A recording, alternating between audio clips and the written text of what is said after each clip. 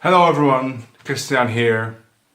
Welcome to another installment of Christiaan's Violin Ramblings. This is the fourth episode and it's kind of a dual purpose video. It's both the fourth episode of my Violin Ramblings series, but it is also an introduction to one of the two workshops I'm going to teach at DjangoFest Northwest in September in the US.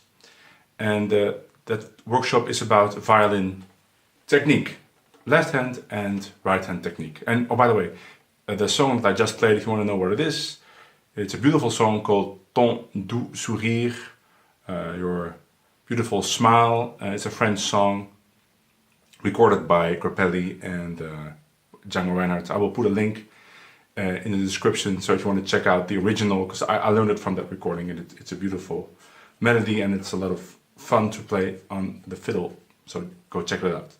Anyway, back to the workshops. I'm gonna do two workshops, one on jazz improvisation, my method for that, and the other one is about violin technique. And of course I already made 3 videos about my technique, one about left hand technique as it relates to playing without a shoulder rest, and I play completely without any rest, so no cushions under my shirt or anything. And one video about my right hand bowhold, which is a Russian bowhold, and then I did one about wrist vibrato. So this video, I'm not going into detail about any of those things because you can check out the videos there on my YouTube channel. But I want to talk a little bit about why I play that way, why I chose those kind of, it seems to be out there techniques, kind of unorthodox techniques, and why I'm going to spend a workshop talking about that, teaching that. And the reason is that I think that this way of violin playing is, if you do it correctly, if you implement the mechanics correctly, will assure a pain-free, no injuries way of playing the violin. And that is important, especially when you grow older and older, if you don't have the flexibility anymore, to be able to keep playing with a certain sound and a certain comfortability of playing, even when you grow older and older. Maybe when you're 82, it will still kind of feel the same as when it did when you were 20. And to achieve that, you need to find a way of playing the violin that is as stress-free as possible. No injuries, no pain.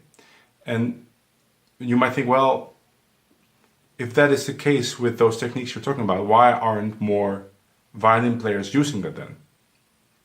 Well, I was talking about it in another video, but it's mainly because of the teaching. And I think there is a big problem in the current way that violin is being taught.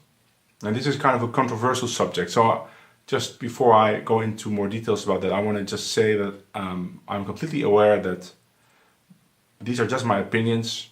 They might not be the truth. It's just something that I noticed and experienced around me. I teach at the Rotterdam University of the Arts. I teach jazz violin, but of course I see a lot of classical violin players there too. I'm in their exams, in the committees, and a lot of them are wonderful players, but I do notice that there is a tendency towards result-based teaching. And that is understandable because, of course, you want to achieve good results. So all the other factors that go into playing the violin are kind of less important than the results you're getting.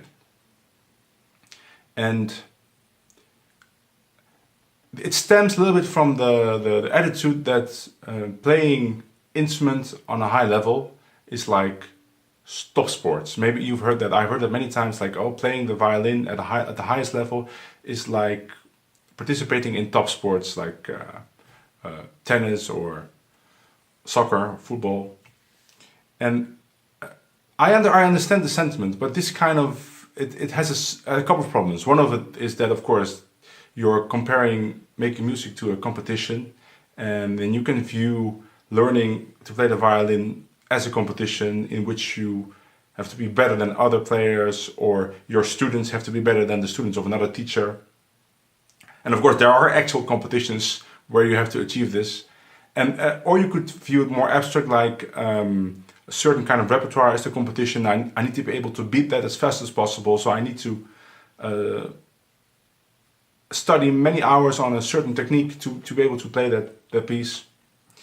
And another aspect of comparing it to sports is that it kind of seems okay that you are in pain during practicing or after practicing. In fact, you might even say, well, this was a good workout. You know, I have pain here, my muscles here, and I can barely raise my arm, so I practiced hard.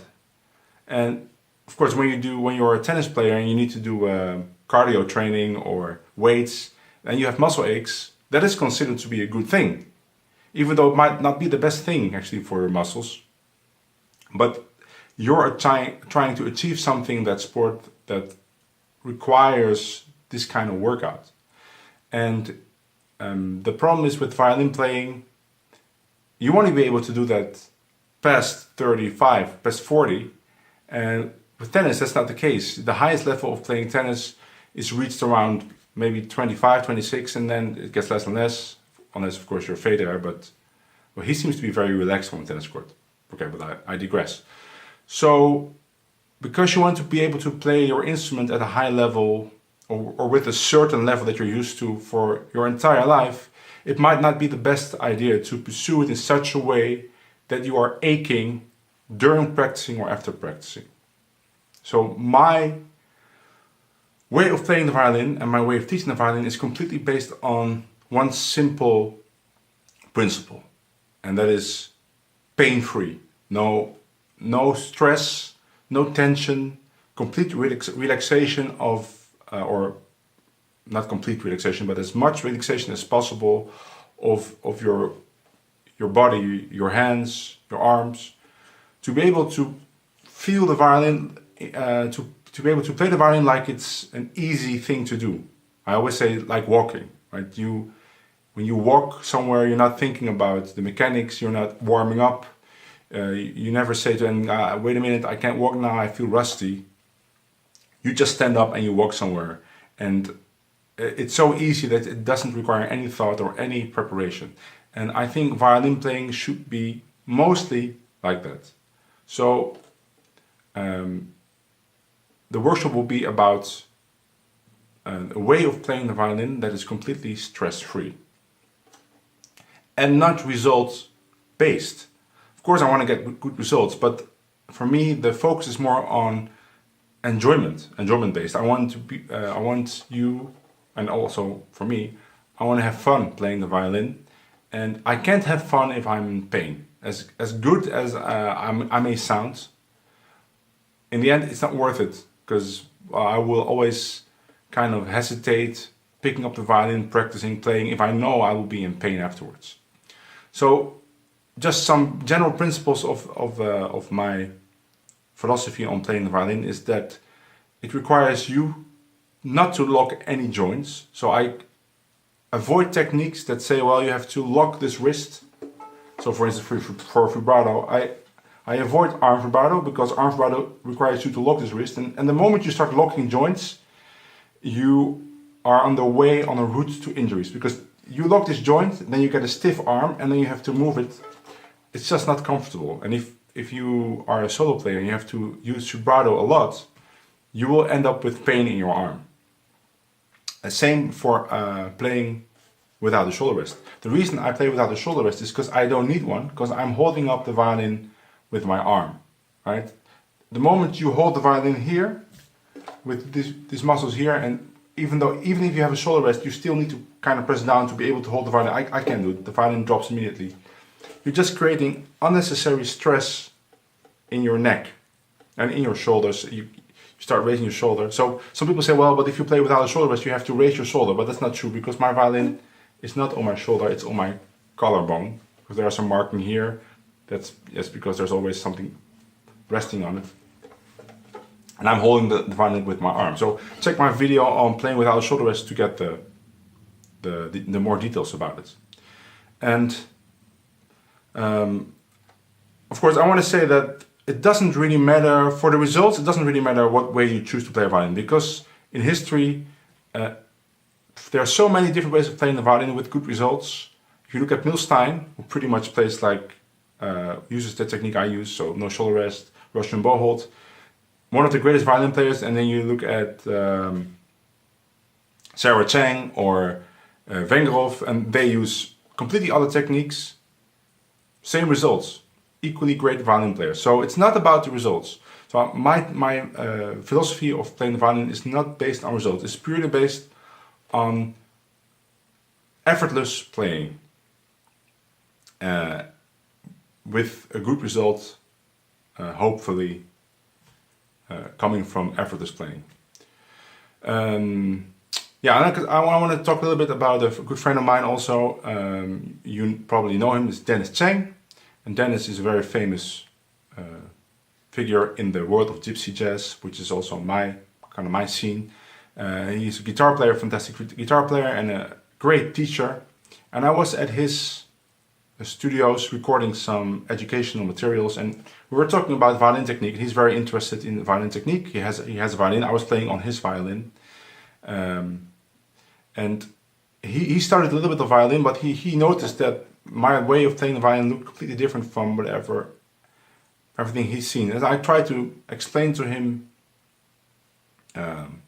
my right hand technique, left hand technique, and he was trying it, and then he kind of decided, okay, I'm gonna try your way of playing the violin, because he's older, he's not a kid, so if he wants to play the violin, learn to play the violin at a high level, starting later in life, it's even more important to find a way that's stress-free, that doesn't require you to injure yourself or create unnecessary stress resulting in pain. So he started doing it, but of course he's in Canada and I'm in the Netherlands, so he's sending me videos sometimes and I comment on it, but he's trying to find a teacher in Montreal where he lives. But there are no teachers there that use my way of playing the violin, because it's very rare. And every time he goes to a lesson, or a trial lesson, and they see him play, they try to correct everything. It's like, use your shoulder rest, change your bowhold to Franco-Belgian. And the reason why is because, I'm not sure that they're saying to it, but I assume that the reason why is that they think that there's only one way to get good results, or to get results faster, and that is the standard way of playing the violin.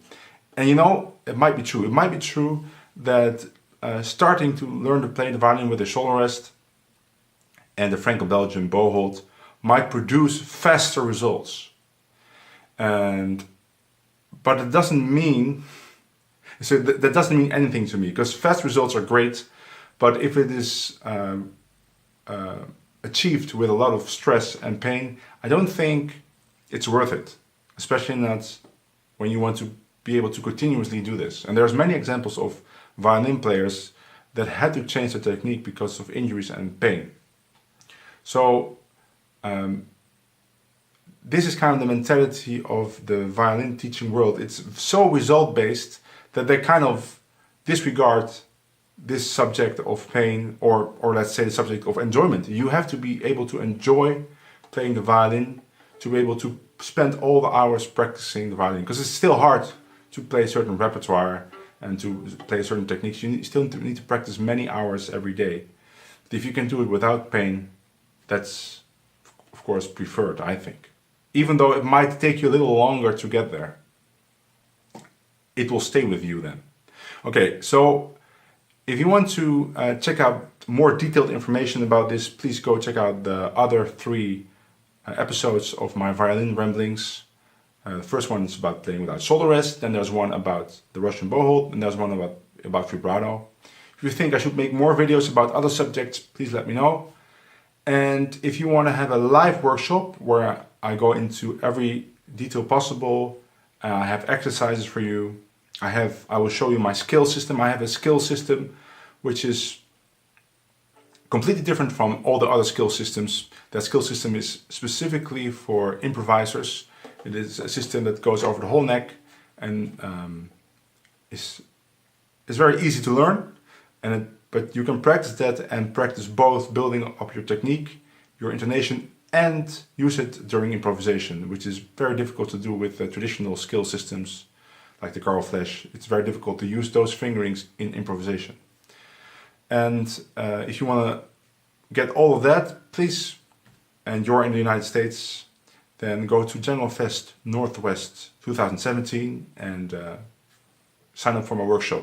More info about that workshop and all the other workshops I will present there, you will find in a link under this video. Okay, bye!